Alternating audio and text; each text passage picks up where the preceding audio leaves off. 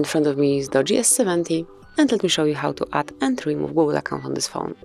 So first of all, you need to reach the settings, then find and select accounts, and as you can see currently I am logged in with my Google account, so smoothly mark it to open, and if you'd like to delete it, just tap on remove account.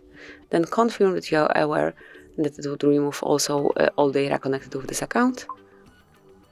Click on OK.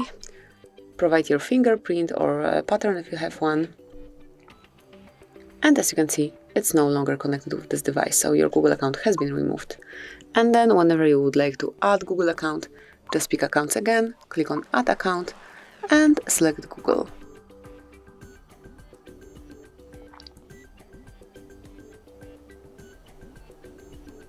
At first you need to provide your email address or phone number, whatever is connected with your Google account, and then tap on next.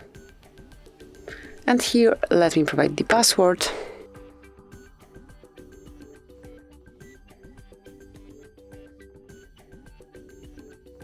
And here it is, tap on next then.